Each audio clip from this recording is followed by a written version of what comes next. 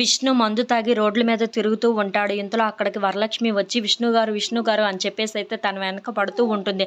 అది చూసిన విష్ణు అయితే, ఏంటి వరలక్ష్మి, నువ్వు నా వెనక రావద్దు, నన్ను ముట్టుకోవద్దు, అసలు నిన్ను చూస్తేనే నాకు చాలా కోపంగా ఉంది, చిరాకుగా ఉంది, నా కూతురు మనసులో నన్ను ద్వేషించుకునేటట్లు చేశావు నువ్వు అని చెప్పేసి అయితే అంటూ ఉంటాడు. ఆ మాటలు వినగానే అక్కడ ఉన్న వరలక్ష్మి అయితే ఒక్కసారిగా షాక్ అయిపోతూ ఉంటుంది.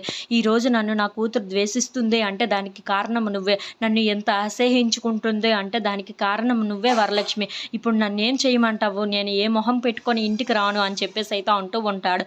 ఆ మాటలు వినగానే అక్కడ ఉన్న వరలక్ష్మి అయితే, ఏంటి ఈయన ఇలా అనుకుంటున్నారు అని చెప్పేసి అయితే చాలా బాధపడుతూ ఉంటుంది. ఇంతలో అక్కడ ఉన్న విష్ణు మాత్రం, ఏంటి వరలక్ష్మి, ఇదంతా జరిగింది నీ వల్ల కాదు, అందుకే నేను ఆ ఇంటికి రావాలనుకోవటం లేదు, అయినా సరే నీతో ఉండాలని అస్సలు అనుకోవటం లేదు, నన్నులా బ్రతకనివ్వు అని చెప్పేసి అయితే అంటూ ఉంటాడు. ఆ మాటలు వినగానే అక్కడ ఉన్న వరలక్ష్మి అయితే, ఏంటి విష్ణు గారు ఇలా మాట్లాడుతున్నారు అని చెప్పేసి అయితే అనుకుంటూ ఉంటుంది.